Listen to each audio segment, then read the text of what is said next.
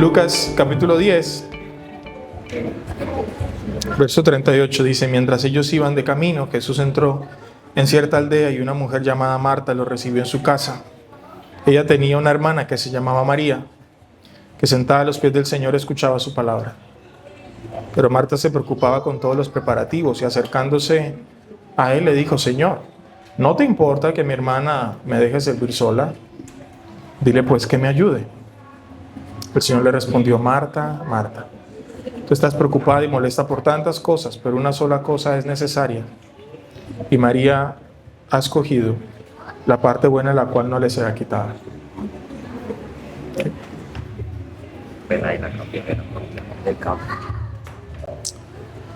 Bien. Mis hermanos, he titulado este sermón Escogiendo la mejor parte. Escogiendo la mejor parte. Y a manera de introducción, ustedes habrán notado que muchas de las cosas que ahora estamos viendo en este texto, en Lucas, ya estamos viendo pocos milagros, pocas sanidades, pocas liberaciones.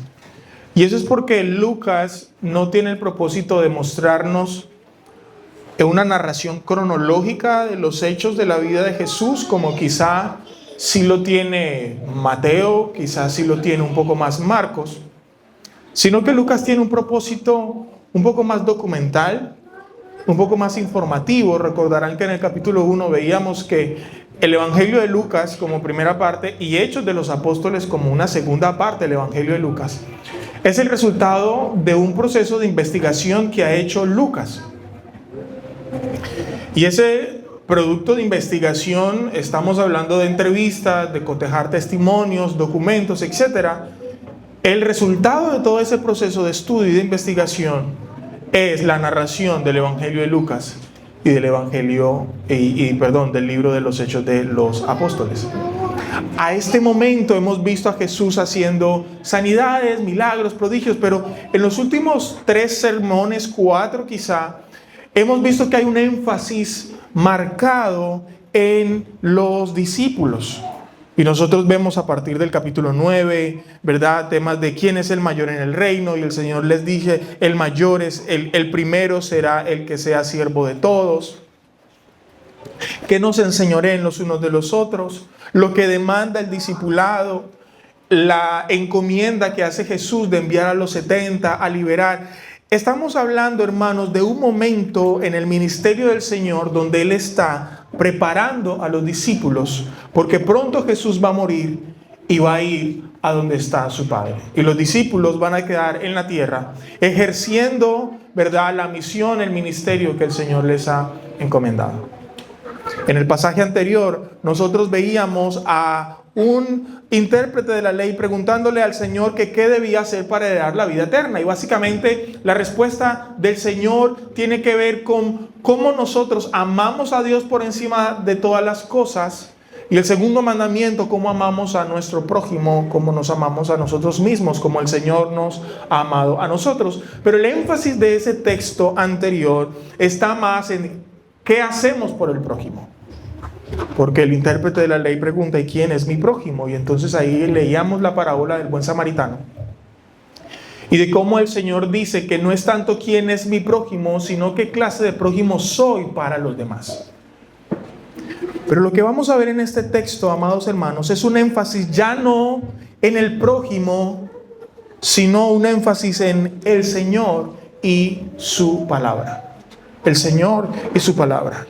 Un discípulo del Señor, hermanos, no solo debe preocuparse por el servicio a los demás, el cuidado hacia el prójimo, incluso no solo debe preocuparse por su fidelidad en el ministerio, sino primariamente su fidelidad a su Señor a través de escuchar y darle prioridad a su palabra.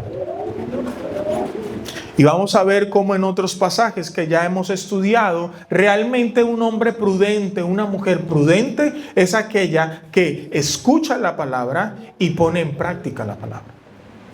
La vida discipular, la vida cristiana no se puede lograr sin estar a los pies del Señor, escuchando su palabra, viviendo su palabra.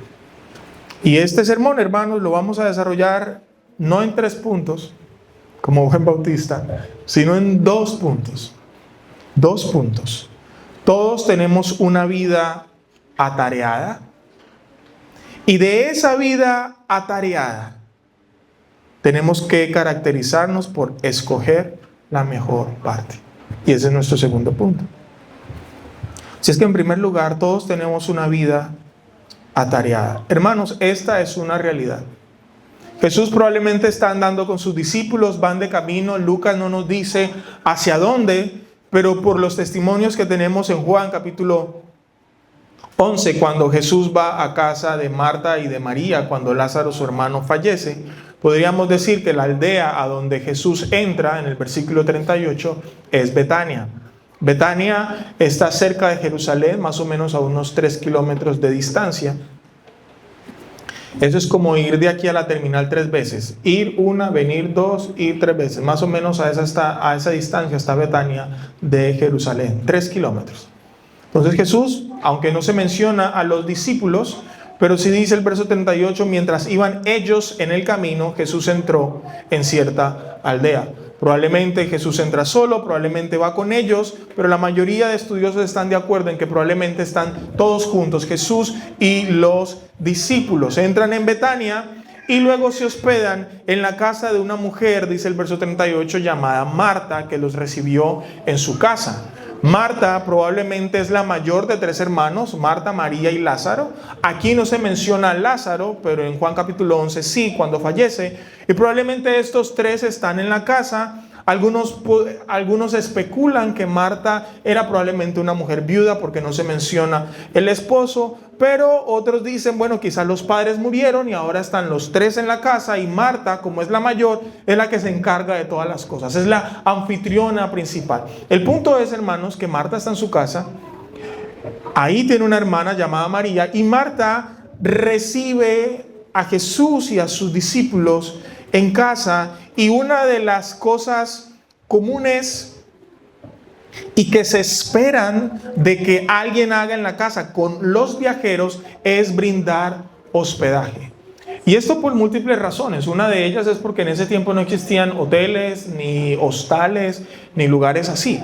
Lo más cercano era lo que veíamos el domingo pasado, que eran mesones. Los mesones eran unos lugares donde las personas podían llegar, pero en la mayoría de los casos eran lugares donde se encontraban más bien ladrones y pillos. Cuando José y María reciben el dato de que están embarazados, que Jesús viene en camino, pero entonces el rey manda a contar a todas las personas, los manda a Belén y no había lugar en el mesón. Dice, no había un sitio donde ellos pudieran quedar y por eso es que a ellos les toca entonces quedarse en un establo. Bueno, en el mesón era normalmente donde quizá alguien pudiera tener hospedaje, pero era bastante peligroso. Entonces los judíos tenían por costumbre, y bueno, no solamente los judíos, sino que en general esta cultura tiene la práctica de hospedar a las personas. Y cuando los hospedan tienen que proveerles mínimo 3 cosas: agua, alimento y descanso. Y el alimento incluye no solamente pan para las personas, sino también para las bestias en caso de que esas personas vinieran con camellos, con burros o con cualquier otro ganado. En el caso del agua es necesario porque, bueno, en ese tiempo no existían los zapatos cerrados como los tenemos nosotros, eran más bien sandalias, las calles eran destapadas, polvorientas, y lo primero que se hacía era llegar, recibir a la persona con beso, ¿verdad?, con un ósculo en ambos cachetes, y luego se iniciaba a lavarle los pies. Por eso en algún momento Jesús, cuando está en casa de Simón el fariseo y esta mujer empieza a lavar los pies con sus lágrimas y sus cabellos, Simón el fariseo dice, oh, Jesús no se da cuenta que esa mujer es pecadora. Y luego Jesús, conociendo su corazón, le dice, mira, yo llegué a tu casa y tú no me diste agua para lavar mis pies. No me recibiste con beso y ella no ha dejado de besar mis pies. Esa era la práctica normal que se hacía cuando un viajero llegaba a la casa. Se lavaba los pies, se le secaba, se le limpiaba y se le daba alguna bebida para que la persona descansara y se sintiera digna y recibida en casa. En Génesis capítulo 18, verso 4, nosotros vemos a Abraham cuando recibe a estos hombres que posteriormente van a ir a Sodoma a destruirla totalmente. Y entonces Abraham les dice, por favor, déjenme atenderlos. Ellos dicen, no, mira, vamos de afán. Y él dice, no, Señor. O sea, para ellos era un imperativo, un mandamiento hospedar a las personas. Entonces se les ofrece agua, luego se les ofrece alimento, comida. Entonces Abraham recibe a estas personas, les da alimento, manda a matar un animal para que coman, pero también les da forraje y agua para los animales que vienen. Eso todo lo vemos en Génesis capítulo 18. Y finalmente, si el viaje es largo y especialmente si llegan más o menos las 5 o 6 de la tarde, si llega a esa hora, cualquiera que viera a una persona extranjera, y esa es la palabra hospedar, tanto en griego como en hebreo. Hospedar significa como cuidar al extranjero. Esa persona que está viajando, llegada a las 6 de la tarde, cualquiera que lo viera era obligatorio hospedarlo en su casa. ¿Para qué? Para que estuviera seguro, para que estuviera protegido contra peligros externos. Y entonces al otro día esa persona pudiera seguir su viaje sin ningún problema. Veíamos en la serie que tuvimos de Jueces en el capítulo 19 que parte del pecado con estos hombres que llegan a esta ciudad es que ninguno los hospedó y les tocó quedarse entonces en el parque. Vinieron unas personas perversas a hacer daño. Bueno, esta es una de las razones por la cual se hospedaba. Entonces Marta realmente cuando está en su casa y ve a Jesús llegar con los discípulos, probablemente ella ha escuchado rumores acerca del Señor, ha escuchado las enseñanzas y va a posar allí. Probablemente esta es la primera vez que Jesús se conoce con Marta y María y es la primera vez o el inicio de una amistad fuerte que nosotros vemos corroboradas en Juan capítulo 11 cuando Lázaro muere, cuando Jesús llora de dolor porque estimaba mucho a Lázaro.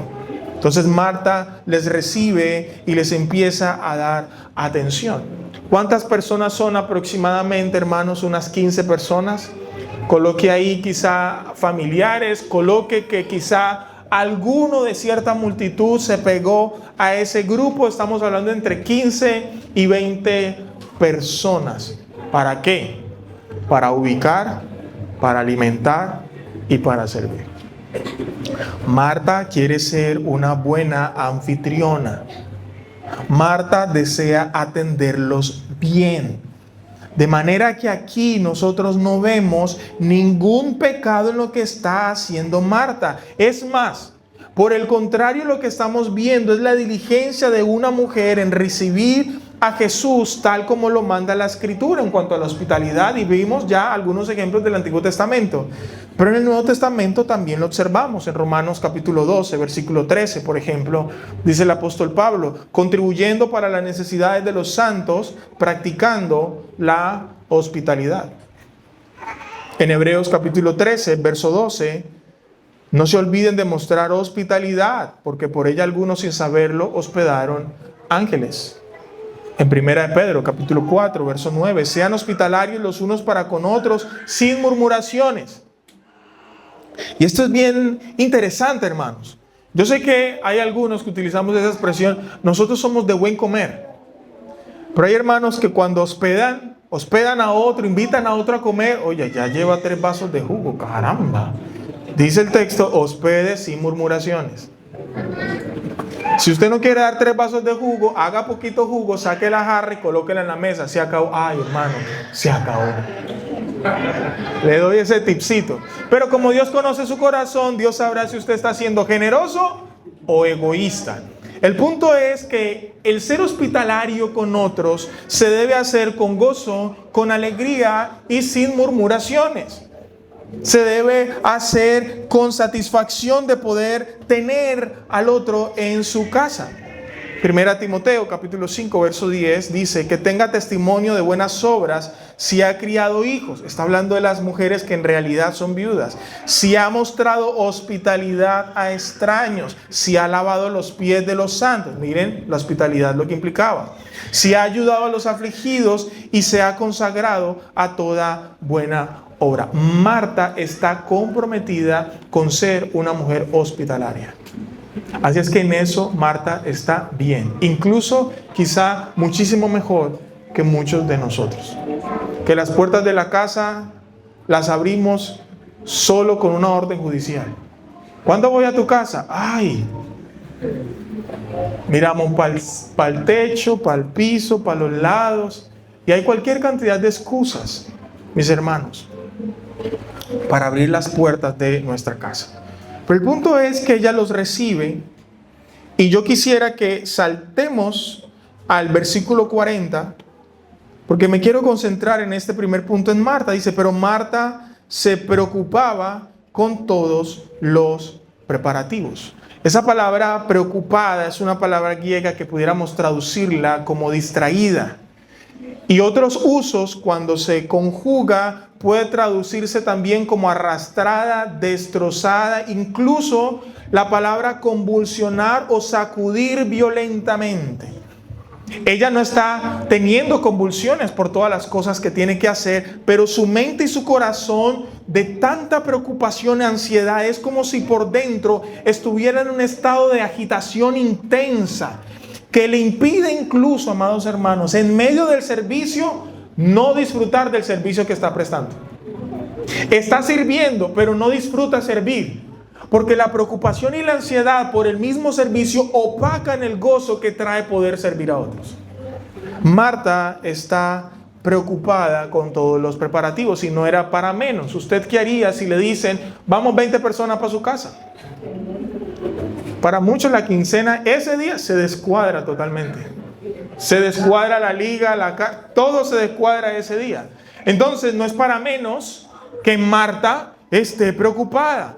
Ahora, algunos entienden, y cuando profundicemos en el caso de María, vamos a hacer un par de comentarios allí, pero algunos entienden que María, antes de que ellos llegaran, sabían que ellos venían y María estaba ahí involucrada, quizá cocinando, pelando la yuca, el plátano, qué sé yo. Pero ahora, cuando ellos ya se acercan, es Marta, la mayor, la anfitriona, la que tiene la mayor responsabilidad. Entonces Marta, sacudida, distraída por los preparativos, se acerca al Señor, que ya han ingresado a la casa, y le hace un reclamo en dos partes. La primera parte es una acusación de insensibilidad y la segunda parte es una orden para el Señor de cómo deben ser las cosas. Señor, ¿no te importa que mi hermana me deje servir sola? Esa expresión no te importa es, ¿no te preocupa? Es decir, no solamente María es acusada de que no está sirviendo, sino que Jesús, el anfitrión, está siendo acusado también de que a él esa realidad no le interesa, no le importa. Jesús no le está prestando atención a Marta. ¿No te importa acaso? Mira, yo estoy corriendo por aquí y por allá y tú estás ahí tranquilo, tú no estás haciendo nada. ¿No te importa? Y luego le dice al Señor en nuestra segunda parte del reclamo, ¿qué es lo que él tiene que hacer? Demuéstrame que eso te importa, diciéndole a mi hermana que venga y sirva conmigo. Dile pues entonces que me ayude, ¿verdad? Es una especie de exigencia de justicia laboral. Dile que me ayude. Si es realmente importante para ti, le dirás a ella que me ayude. Entonces mis cargas se aliviarán y al final estos preparativos son para ti y tus discípulos. Tú eres el último beneficiado, Jesús. Dile a ella que me ayude. Esta preocupación de Marta, intensa, por algo legítimo, hace que no solamente se vaya en contra de su hermana, sino también en contra de Jesús. La Nueva Traducción Viviente lo traduce de esta manera. Pero Marta estaba distraída con los preparativos para la gran cena. Entonces se acercó a Jesús y le dijo, Maestro, ¿no te parece injusto que mi hermana esté aquí sentada mientras yo hago todo el trabajo? Dile que venga a ayudarme. Hay una expresión o una sensación de injusticia. Esta pregunta la hacen los hijos que tienen hermanos todos los días. Mamá, papá, Lian, papá, Zoe, papá, mire que ella. Es una pelea constante todo el tiempo de qué está haciendo el uno y qué está haciendo el otro. Así es que, mis amados, este primer momento nos muestra la vida de Marta, que es una vida atareada. Y todos tenemos una vida así como la de Marta. Todos. Esto no es que Marta está así por ese día especial. Todos tenemos una vida atareada y yo quisiera que pudiéramos ser justos con Marta y no simplemente leamos el texto y digamos Marta es la mala y María es la buena. No. Esa dicotomía de blanco y negro no funciona en este texto, porque Marta está haciendo algo que es legítimo, es algo que era necesario, es algo que era vital para la visita. Ellos tenían que llegar, tenían que comer. De manera que Marta no está pecando con hacer estas cosas. Y todos tenemos vidas así. Tenemos trabajo. Tenemos la labor de criar a nuestros hijos. Estudiamos. Estamos involucrados en grupos de servicio, en la iglesia local, afuera.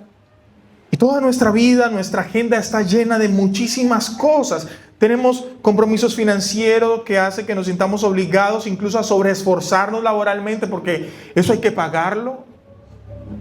Y lamentablemente, hermanos, en todo eso, en todo ese ajetreo, nosotros nos vemos obligados a establecer prioridades que en la mayoría de los casos las hacemos mal. Y ese fue el error, el problema de Marta.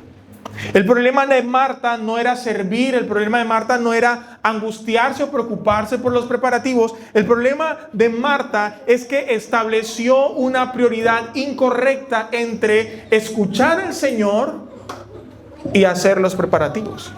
Hendrickson dice y comenta que probablemente Marta, Jesús pudiera y los discípulos pudieran contentarse con una yuca cocinada y huevo cocinado y para de contar. Pero Marta estaba haciendo sushi con camarones al ajillo, entrada, postre, estaba atendiendo la mesa. Y entonces en todos esos preparativos, Marta como que se excedió. En lugar de decir, bueno, esta gente, para mí es más prioritario la palabra, con yuca y huevo cocinado es suficiente, con eso comemos. Porque yo no me voy a perder esa enseñanza. El punto es, amados, que Marta, su problema no es su vida atareada. Su problema es que en esa vida atareada no supo cómo establecer sus prioridades. Y le dio más importancia a unas cosas que no tenían importancia y menos importancia a aquella cosa que sí tenía mayor importancia. Y este contraste entre el cuidado al prójimo de nuestro sermón anterior es muy marcado y se equilibra con este texto, donde aquí la prioridad es hacia el Señor, hacia Jesús, especialmente hacia aquello que Él está enseñando. Un escritor decía, la parábola del buen samaritano enfatiza nuestro cuidado hacia el prójimo, el segundo mandamiento, pero este evento enfatiza nuestra prioridad hacia Dios, nuestro amor hacia el Señor. Y entre estos dos mandamientos, amados hermanos, amar a Dios es superior a amar al prójimo. El más grande mandamiento es amar a Dios sobre todas las cosas. Y dice que el segundo es semejante, pero no es igual al primero. El segundo es semejante, se deriva del primero, pero este primero es superior. De la misma manera como hay mandamientos más importantes que otros. No significa que hayan mandamientos que no debamos cumplir y otros que sí. Lo que sí dice la Escritura es que hay mandamientos que tienen prioridad. El Señor Jesús le dice a los discípulos, miren, ustedes diezman el comino, ¿verdad? El orégano, esas cosas que eran importantes. Pero era más importante hacer justicia por las personas, hacer misericordia, perdonar. Está estableciendo claramente que hay algo que es importante, pero que hay algo superior. Mis hermanos, de nuestras vidas atareadas, de nuestra cotidianidad afanada y veloz, como normalmente ocurre, nosotros deberíamos estar siempre escogiendo la mejor parte. Y yo creo que aquí es bueno y nos llama el texto a reflexionar, a examinarnos. ¿Cuántas veces nuestras ocupaciones que no son pecado, que son legítimas, que son necesarias, las utilizamos como excusas, y perdónenme la expresión, excusas baratas, para eludir la responsabilidad que tenemos en nuestras disciplinas espirituales, como la lectura de la palabra, la oración y demás? Mis hermanos, yo no creo que el punto de este texto es que usted no falle ningún día y que sea absolutamente perfecto. Probablemente habrán días en que serás más consistentes que otros, pero la característica de la vida del creyente es una en la que sus prioridades están en orden. Y una de esas prioridades es el Señor y su palabra. Y al final vamos a ver algunas aplicaciones que nos pueden ahondar en esto. Así es que en medio de esta vida tan atareada, segundo punto, escojamos la mejor parte. Versículo 39. Marta tenía una hermana que se llamaba María, que sentada a los pies del Señor, escuchaba su palabra. Miren la disposición. Mucha gente. Marta corriendo, ¿verdad? Poniendo aquí, haciéndole reclamo al Señor. Mientras tanto, María está ahí, al ladito de Jesús, mientras Jesús está enseñando. No se nos dice qué estaba enseñando el Señor, pero María está pensando, ¿cuántas veces en la vida podré tener al Hijo de Dios en mi casa enseñando? Esto es único. Mejor dicho, ni comida voy a nada. Yo quiero escuchar al Señor. Miren el nivel de prioridad que tiene María. Ella sabe que hay que atender la visita. Ella sabe que hay unos preparativos. Por eso les decía que algunos entienden que quizá María estuvo en la parte previa ayudándole a Marta, pero una vez llegó el Señor, le dijo a Marta, Dios le bendiga, nos vemos. Y se sentó a los pies del Señor. Marta hace el reclamo, pero en el versículo 41, María no dice absolutamente nada. Ella no se defiende, ella no le dice nada a Marta. El que habla es el Señor a favor de ella. Y esto es bien diciente.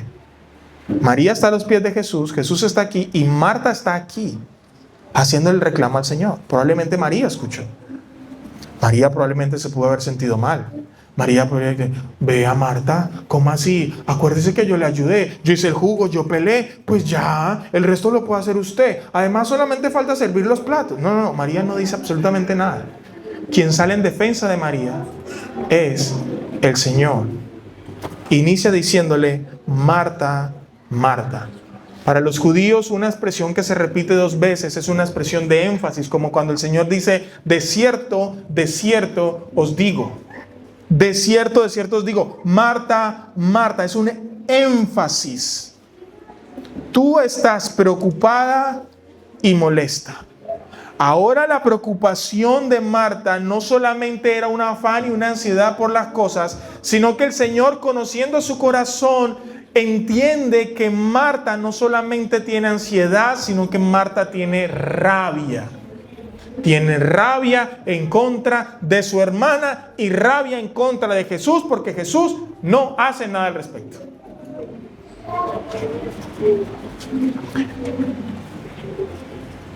Estás molesta por tantas cosas.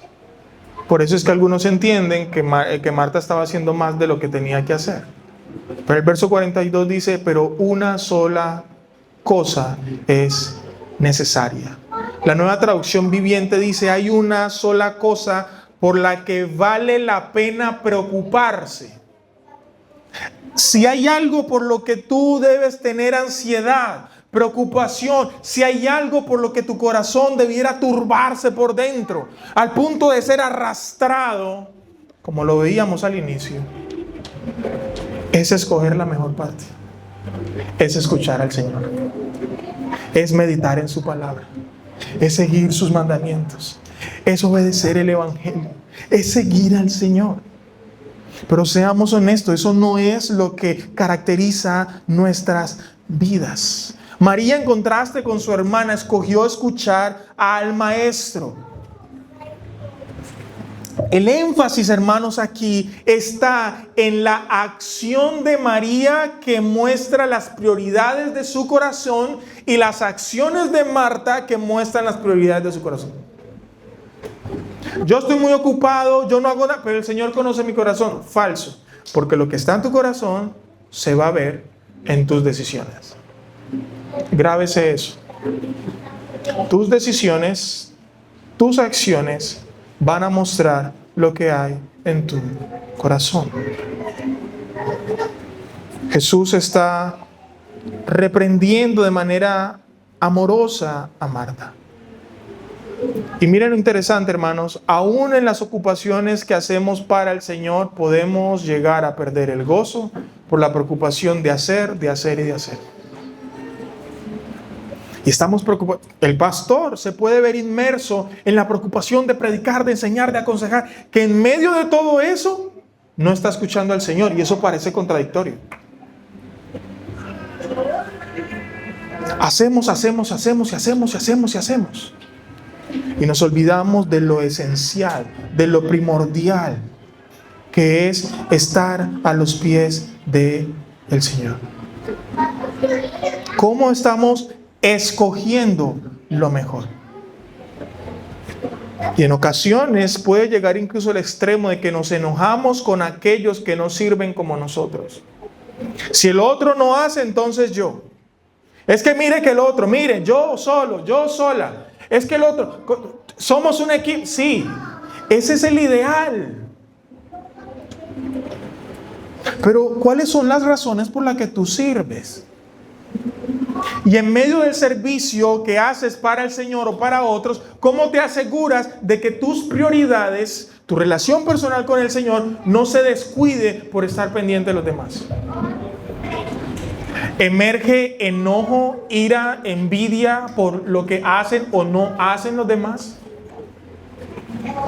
En palabras de John MacArthur, él dice, abro comillas, demasiado a menudo los cristianos, al igual que Marta, permiten que sus vidas sean reguladas por lo que no es necesario. La fidelidad en el trabajo, en el hogar y en la iglesia tienen un lugar, pero no se debe permitir que esas cosas reemplacen la fidelidad a la verdad divina. Nada de estas cosas, el trabajo, el hogar, incluso el ministerio en la iglesia, debe reemplazar nuestra fidelidad al Señor y su palabra. Deuteronomio capítulo 8, versículo 3. Dice, Él te humilló y te dejó tener hambre y te alimentó con el maná que tú no conocías, ni tus padres habían conocido, para hacerte entender, amados hermanos, que el hombre no solo vive de pan, sino que vive de todo lo que procede de la boca del Señor. El pan, el vestido, la bebida son cosas necesarias, importantes. Incluso sin esas cosas nuestro cuerpo puede padecer enfermedad, sufrimiento, etcétera, etcétera. Pero aun cuando eso sea importante, hay algo que es más importante y prioritario. Es estarnos alimentando permanentemente de la palabra del Señor. Continúa MacArthur diciendo, a medida que las vidas de las personas se vuelven más frenéticas, desesperadas, desarticuladas y desconectadas, batallan por mantenerse enfocadas en las que deberían ser sus prioridades. Una prioridad es, por definición, hermanos, un asunto que se sitúa por encima de todos los demás en importancia. Mire cómo lo expresan algunos textos en la Biblia. Salmo 27:4. Una cosa he pedido al Señor y esta buscaré, que habite yo en la casa del Señor todos los días de mi vida, para contemplar la hermosura del Señor y para meditar en su templo. Ahora, David no estaba en el templo todos los días, desde la mañana hasta la noche. Él era el rey, tenía responsabilidades civiles, pero su deseo, su anhelo era ese. Esta es mi prioridad, estar frente al Señor. El apóstol Pablo, Filipenses 3:3, hermanos, yo mismo no considero haberlo ya alcanzado, pero una cosa hago, olvidando lo que queda atrás y extendiéndome a lo que está delante. ¿Qué es lo que está delante? Si seguimos leyendo, es Cristo, su supremo llamamiento, el Señor Jesucristo. Veíamos en Lucas 6:47, todo el que viene a mí oye mis palabras y las pone en práctica, les mostraré a quién es semejante, a un hombre sabio que edificó su casa sobre la roca. Oye y pone por obra la palabra. 8:15 de Lucas, pero la semilla en la tierra buena son los que han oído la palabra con corazón recto y bueno y la retienen y dan fruto con perseverancia. Entonces hay un énfasis marcado, amados hermanos, en la prioridad que tiene que ser para el creyente escuchar la palabra de Dios, obedecer la palabra de Dios por encima de cualquier cosa, incluso en ocasiones por encima de la comida. Dios es prioridad. Y en este texto el énfasis, la prioridad está en escuchar la palabra del Señor. Un comentarista acierta diciendo, la única cosa necesaria es la porción que María ha elegido, es decir, oír las palabras de Cristo. En realidad puede haber algo mayor en valor que una devoción de todo corazón y la adoración del Señor Jesucristo, la revelación del Dios Trino. Esa y no otra cosa, como la comida, es la porción que nunca será quitada de María y nadie que siga su ejemplo. Cierro comillas. Por eso es que María no tiene que defenderse. ¿Quién es la que la defiende? El Señor. Y el Señor dice, eso nadie se lo va a quitar. Y aunque tú me digas, Marta, que yo haga algo, yo no voy a hacer nada, porque eso yo no se lo voy a quitar. ¿Ven eso? El Señor mismo se encarga, cuando nosotros le damos a Él prioridad, de que esa siga siendo y manteniéndose como nuestra prioridad. Pero cuando no es así, amados hermanos, nuestras vidas se van a ver enredadas en un montón de cosas. Los discípulos en este proceso de preparación recordarán esto que el Señor les ha enseñado. El Señor es su prioridad, la palabra es prioridad, la oración es prioridad. Nosotros vemos eso en Hechos de los Apóstoles. La iglesia empezó a crecer, como le está haciendo esta iglesia local. Y cuando empezó a crecer la iglesia, los discípulos predicaban y oraban, pero los discípulos apóstoles también servían a las mesas. Pero cuando ya eso se desbordó, los discípulos reúnen a la iglesia y les dicen, no es justo, no es bueno que nosotros descuidemos la predicación y la oración para servir a las mesas. Los apóstoles no están diciendo que servir a las mesas es un oficio de baja categoría. No están diciendo que ese oficio es pecaminoso. No están diciendo que eso lo tienen que hacer personas inferiores a ellos. No. Lo que está diciendo es, para nosotros como apóstoles, nuestra prioridad es el ministerio de la palabra y la oración. Y eso, lo siento, pero eso no es negociable. Entonces, elijamos a hombres llenos del Espíritu Santo, que los requisitos, hermanos, igualitos a los de un apóstol, un pastor, para servir las mesas. De manera que nosotros, el problema no es que tengamos vidas atareadas, el problema es cuánto nos dejamos arrastrar por esa vida atareada. El problema no es que tengamos trabajo, el problema no es que estudiemos, el problema es que por el estudio, por el trabajo y por todas esas cosas, nosotros empezamos a superponer. Y las cosas espirituales se empiezan a hacer solo cuando quede tiempo. Y aquellos que tienen disponible tiempo, en lugar de pensar cómo le damos prioridad al Señor en ese tiempo, lo que hacen es buscar más cosas por hacer para llenar ese espacio. Más cursos, más esto. Y cuando el Señor les dice, venga, te necesito para esto. Ay, Señor, es que tengo tantas cosas que hacer. Y el Señor diciendo, tú estás preocupado por mucho. Como dicen los costeños, abre el ojo. Abre el ojo. Que es cuestión de tiempo para que eso que ahorita te distrae, te arrastre totalmente. A nivel personal, amados hermanos, nuestra relación con Dios debe ser prioritaria. Pero a menudo los domingos no son prioridad para muchos de nosotros. La lectura bíblica no es prioridad, la oración no es prioridad, el conocimiento bíblico y la aplicación del mismo no es prioridad. Es prioritario la conferencia, el paseo, el viaje, es prioritario el taller, es prioritario cualquier cosa, es prioritario el partido, es prioritario el juego, es prioritario la final de la NBA, es prioritario la final de la Champions, es prioritario cualquier cosa. Aquí nos ha tocado varios martes de finales de oración y la oración brilla por su ausencia, porque que, pues, un martes al año, no, espérate, el punto no es ese. El punto es que tú le estás dando prioridad a otra cosa. Es prioritario los zapatos en lugar de dar, de ser generoso. Es prioritario un mejor televisor que el que tengo.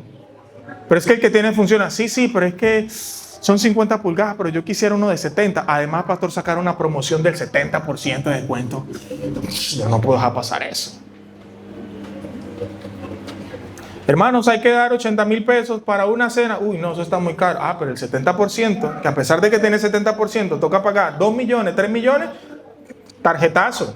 Y nos vamos con 15% de interés. No importa. Eso muestra cuáles son tus prioridades. En todo muestra cuáles son tus prioridades. Nadie que ponga a Dios y su palabra como prioridad en su vida será avergonzado.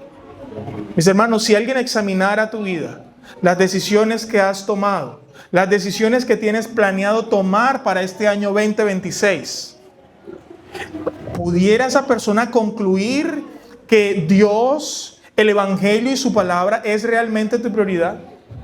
¿Es la iglesia tu prioridad? ¿Es orar tu prioridad? ¿Cuáles son tus no negociables?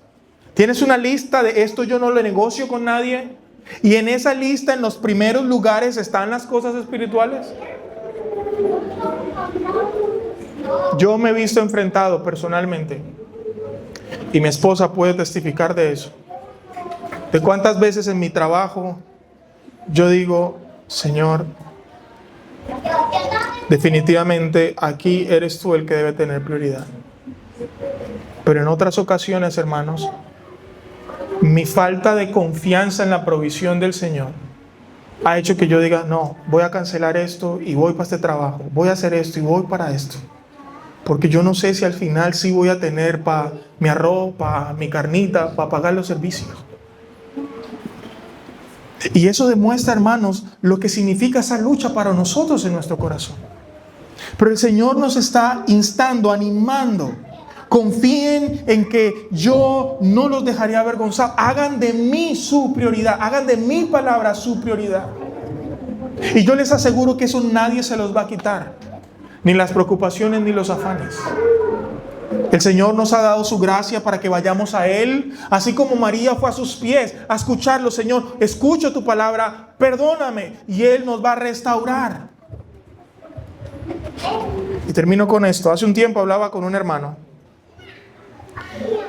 Y ese hermano me decía lo costoso económicamente que era vincularse con la iglesia local, por la distancia, por transportes, por muchas cosas.